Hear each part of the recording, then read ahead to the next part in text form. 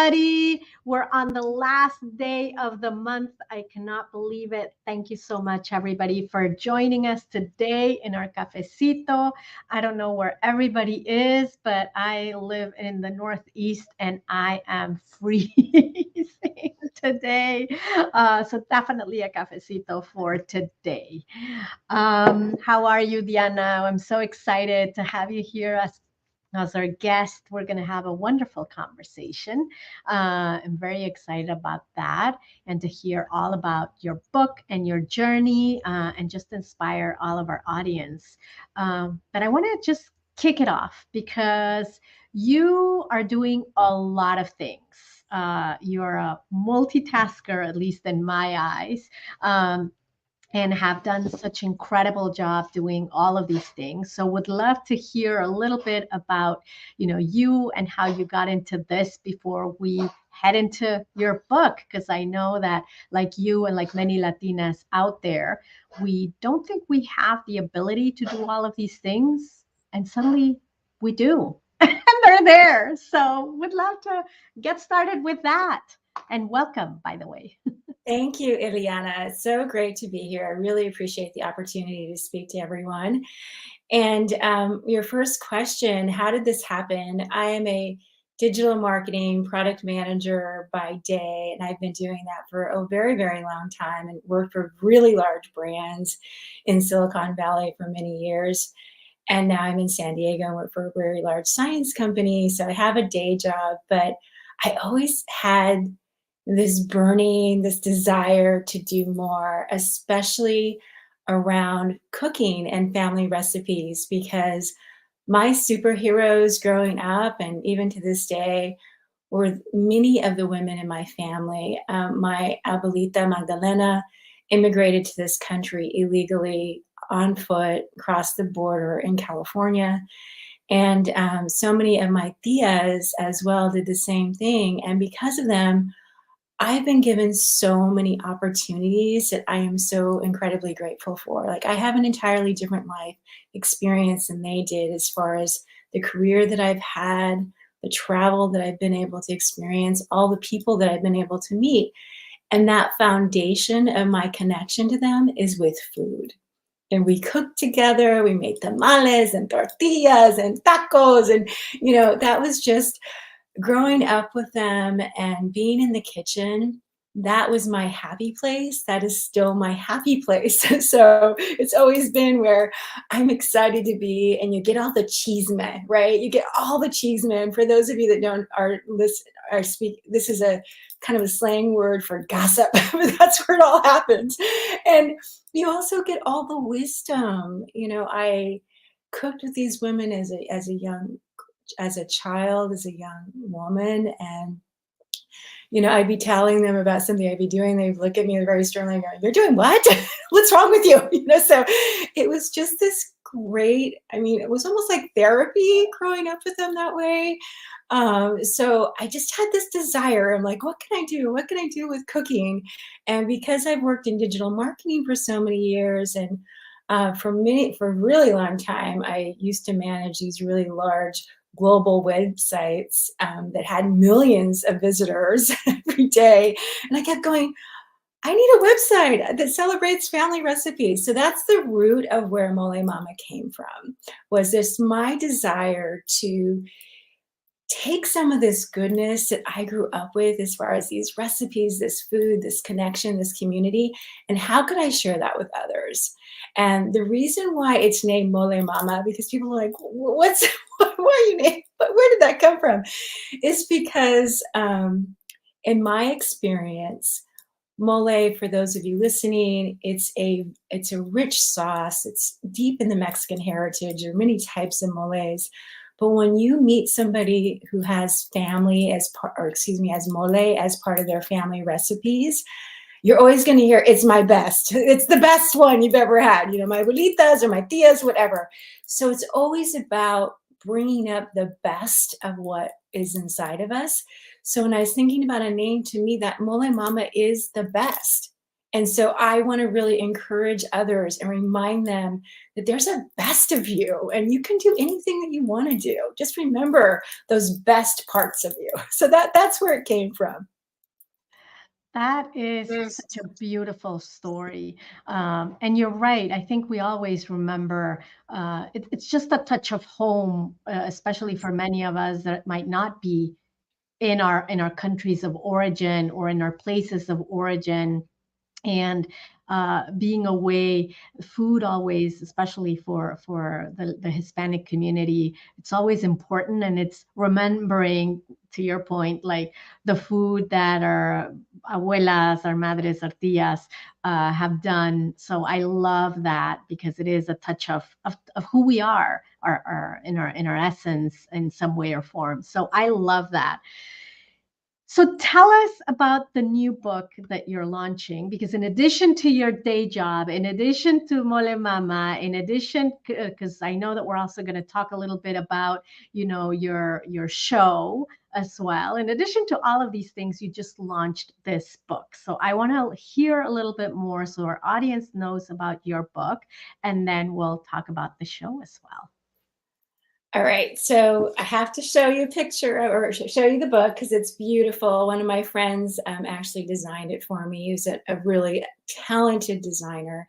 But Abuelita's Magical Molcajete is the book, and it is a story of Maria, who is a 42-year-old math professor whose family really encouraged her to become this brilliant, educated woman, but they did not teach her to cook.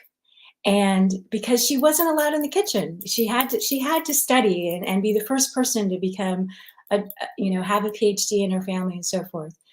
And so after her sister dies, she's in very deep grief and she kind of lost her way. And her abuelita and her tias start visiting her at night. They're all ghosts. There's her abuelita and 8 tias. So she has 9 friendly ghosts, meddling, tequila drinking, cigar smoking tias that show up once a month and teach her how to cook their family recipes because she never learned. And so it's really fun. It's really heartwarming. It tugs at your heart. It's a beautiful story. They help her to heal and deal with her grief and really kind of have a whole new life and a new perspective because they are meddling and they're tech savvy. They know about Google, they know about all kinds of things. And so it's just this very, very lovely story. And the early reviews I'm getting from people are that people absolutely love it. They especially love the audiobook. The woman that I found to narrate the book, there's 37 characters in the story, and she's an actress and a singer, and she is Costa Rican as well as Icelandic, so she can do the California accents really well, as well as all the Mexican accents. So she just does it beautifully. And people are really resonating with the food. They're like, I'm hungry all the time. But I think one of the best reviews that I received recently from someone was that after listening to the book, they're a big audio person like I am. I listen to a ton of audiobooks, that they've listened to 2 other books and they're like, it's not as fun. I want to go back to your book. I feel like I'm kind of ruined because it was just a fun story. So that's what the story is. And really, I feel like it's a timely story because it's a story of hope and it's a story of love and connection. And I think there's so much going on in our world right now that having a reminder that those connections that we make to other people, that's probably the most important gift that we have in our lives is this love that we share this with others, this connection. And if you're like me, it's food. Like what kind of great food can we make together? And the other surprising thing as far as feedback that I'm getting is that I have met so many Hispanic women who never learned to cook. Their mamas didn't want them to be in the kitchen. They wanted them to be educated. They wanted them to have choices and careers. And it's been really surprising to me to not only hear that from Latinas, but I'm also hearing it from other cultures, from other women. And one of my, I'm surprised. I'm surprised that it went just beyond our Latina culture, that it went beyond that. And, one of these women said, I feel like I'm a half a person. because I never learned to cook. And she understands that there's so much connection that happens when you actually are cooking with others and preparing nutritious meals for your family. So it's kind of sad to me, but we can fix it. You can learn how to cook anytime, anytime in your life. So, so that's, yeah, but that's more about the book. I love that, and to your point, I think it's not only it's a beautiful book because of its story, but also because of the essence of everything that you've shared about the book, and it touches on things that maybe many of us feel, like the stories that you're just sharing, and that sometimes there's the sense of guilt or the sense of shame that we have because we don't think that we have the ability to be able to do something, right?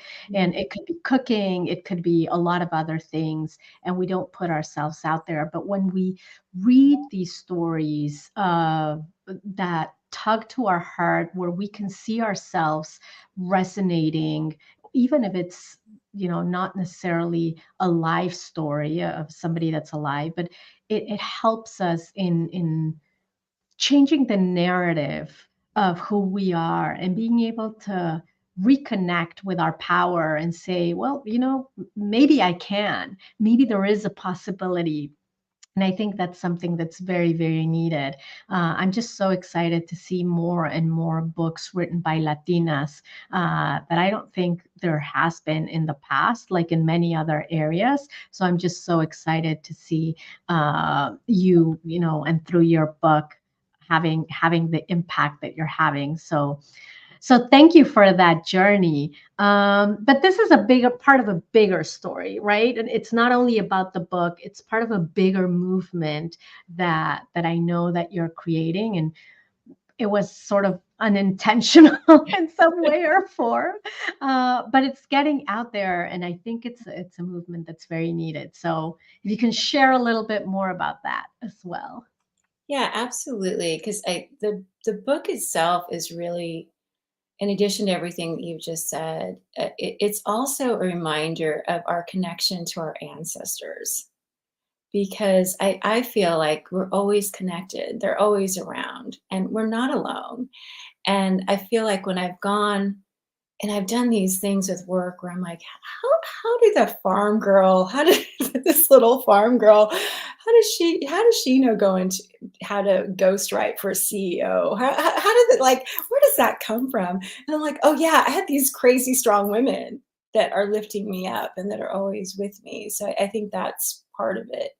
And then when you talk about, the broader movement that I'm really building is this community of wanting to do mindful cooking and learn how to cook and break down barriers with our food and connect all different types of people. That's what I'm really passionate about, is I want to connect us through food. And in all the travels that I've done, I've been really fortunate. I've been to 5 of our 7 continents. I've been to 49 of our 50 states. I don't know how many countries I've been to. But I've just traveled a lot with work, and I've met so many people. And I would say that there are so many things that connect us more than keep us separate. But unfortunately, I think we focus more on those things that are different about us. But food is something that brings us all together. And, I have used food in my day job so many times uh, with teams that I've managed and other teams. And some of the best memories I have of work is big potlucks. And I've tried so many different dishes from so many different countries. And you start having conversations with people, and they'll be like, oh, this is from my grandmother in China, and this is how she made it. And you just learn more about these people. And, I just, I don't know. I think there's something quite magical about just using food as an opportunity to connect people all over the place. And just this week, I was so excited. A few nights ago, um, we had kind of a big party in November, for the show that we can talk about in a minute.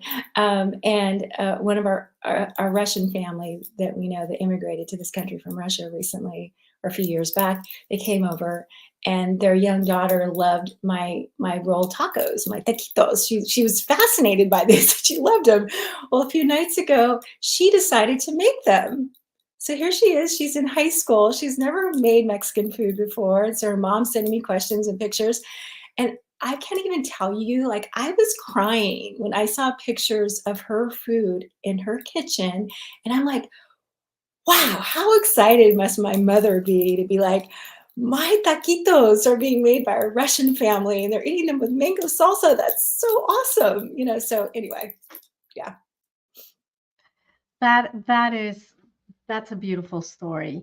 And I think it shows to the resilience that we all have in terms of coming together, building spaces to come together, not only for us, but also for others, to be able to find those connections. And somewhere I heard that when we're going through tough times, it's the community that you lean on or that you build together that helps you through those tough times. And I think the fact that you're building that community and you're bringing together also through something so, I don't want to call it basic, but so important to us, foundational, like food. And with, the fast-paced environment that we're currently in, I think that's really, really amazing. So tell us about the show, because this doesn't finish here. No, I was recently on Food Network's Guy's Grocery Games with Guy Fieri, and it was just this incredible opportunity. He brought together 7 home chefs from around the country, and I was the only Latina, so that was kind of fun. And he did 5 episodes, so I actually made it to the final showdown, and I came in second. And I got to cook with Chef Antonia Lafaso. She's amazing. I learned so much. It was so fun. But the really cool thing was, before going on the show, I had a couple of calls with their culinary team. And I said, hey, can you get me molcajetes? Because I make a lot of dishes with molcajetes. And they're like, okay. So when I was on the show, I got to use the molcajete twice. And I think I'm the first person that they'd ever gotten molcajetes for that used them. And from that, I've had all these people reach out and go, where do we get a molcajete? I want to learn how to make dishes in molcajetes and use a molcajete. And so that was just fantastic. And I have now found a vendor that I'm going to partner with and have molcajetes. So anyway, it's super exciting because I really believe that um, my family's molcajete has magic. I have my abuelitas that she had in her suitcase when she walked across the border. It's over 100 years. I use it all the time. And for those of you who are listening, you don't know what a molcajete is, it's a pestle and mortar made out of volcanic rock. It's very, very it's very prevalent in Mexican families. We use it in our cooking. We use it to make salsas and grind spices, but also I cook with it. So I make warm dishes and appetizers with it, and people love it. So it's just something super exciting. And for me, when my family being gone, my abuelita, my tias, and my mom, when I use that molcajete, I just feel like this huge connection with them, especially my hands. My hands, I have my mother's hands, and sometimes I'm pounding away, and I'm like, oh, I can see her hands there. I can just kind of feel this connection with her through that molcajete. So yeah, the show was amazing. So if you haven't watched the show, you have 30 minutes to grocery shop in his store, and then to cook a dish, and then just serve it. So you're just flying. And I was able to make mole rojo in 22 minutes. Don't even ask me how I did that. That was crazy. And when they judged me, one of the women is a spice queen, and she knew a little bit about mole, and she was just like, I don't even know how you did that, but I burned myself. I had burns all over my hands from doing that, but it was awesome. It was really, really fun. So Oh my God. Like I wouldn't even know where to start. For me, mole is more like you already purchase it done, and then you literally like just do like the water or whatever, the chicken. It's not sauce. That's how much food I know. Okay. But wow, wow. Like I'm Well, and impressed. it wasn't the traditional mole that takes you all day. It was definitely a shortcut, easy version, but I made it work. Yeah, So, yeah. just Oh my God, but that's I so was able to wonderful. I made mole rojo, I made siete mares, I made tequila pran. So everything I made was, some Mexican twist on it, and I used chorizo 2 or 3 times. So, I was getting all the Latin flavors out there, but it was just so much fun, and to be able to share the stories of my mom and my tias and my abuelita on the Food Network. Like my family must have been like, "What?"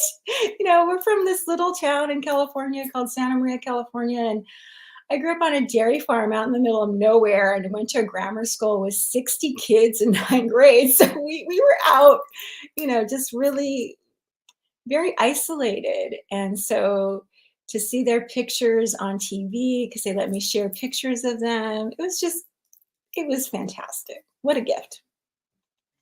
Absolutely, and I think it's such an inspiring story to me every time that I hear you share it, because I think it shows how all of us have the capacity to do so many things.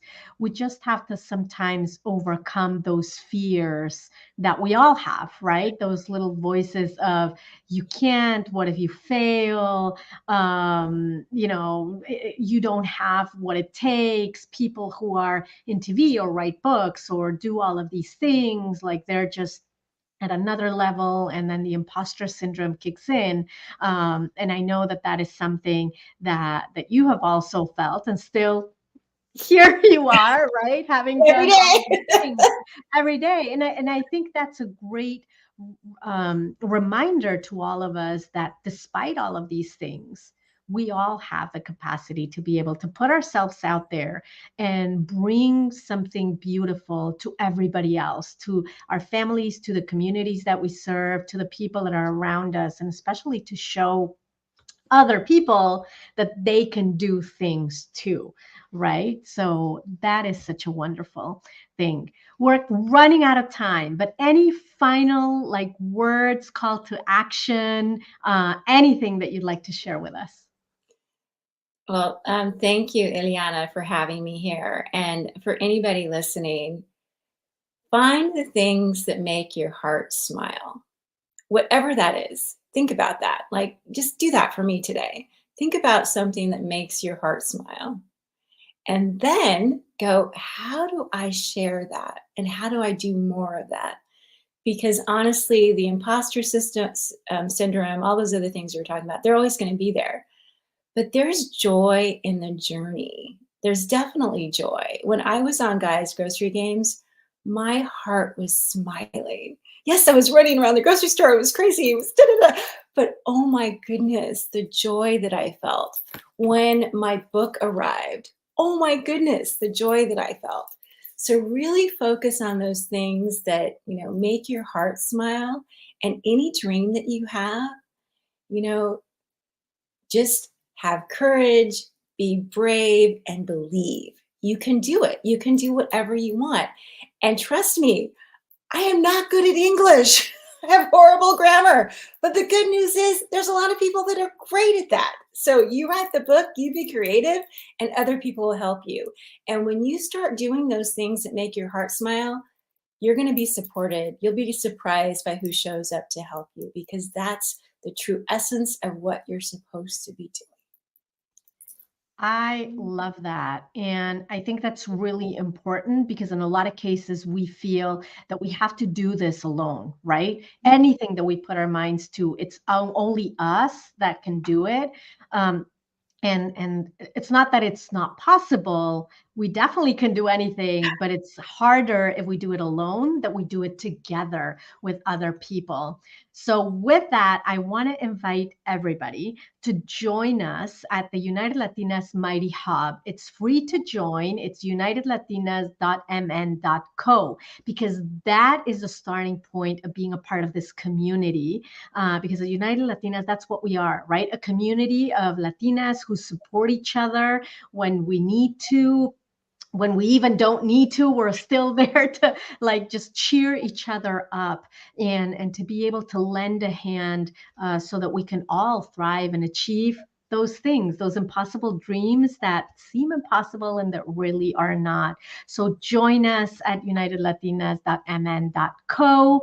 And also, you'll find there, and you'll find also on our website at unitedlatinas.com, are the events that are coming up. We have a lot of events coming up, including our March Women's Month Conference Summit, which is on March 21st. And it's a beautiful summit. Actually, you were a speaker, Diana, in our past conference. And it's just a fabulous conference. It's virtual, and you'll be able to meet a lot of great Latinas to share their stories, their insights, to support each other. It's just an amazing, amazing event. So join us there, March 21st. Mark your calendars, 12 p.m. Eastern Time. And we have a lot of other events. You'll be able to sign up in our unitedlatinas.com/events, and many other things. But I'll stop right there. Diana, thank you so much for being here with us, for sharing your book, for sharing all the things that you do. And we love to have you in our community and support each other, right? So if anybody needs any cooking tips, Diana Diana will be able to support that as well. Also, where can people find you? You can find me at molemama.com, on YouTube. Just search for Mole Mama. I'm on YouTube, Instagram, Facebook, and my book is available everywhere. So thank you. Thank you for having me. I'm loving being a part of this amazing group of women. It's fantastic. Thank you so much for the work that you're doing, Eliana, to support us. Yeah, no, this is our community. It's a community of all of us Latinas and also allies who want to support Latinas. Thank you, everybody. I hope you have a wonderful rest of your day. I hope you make the best out of today, which is the last day of the month. And see you next month. Have a good one, everyone. Thank you. Bye. Bye.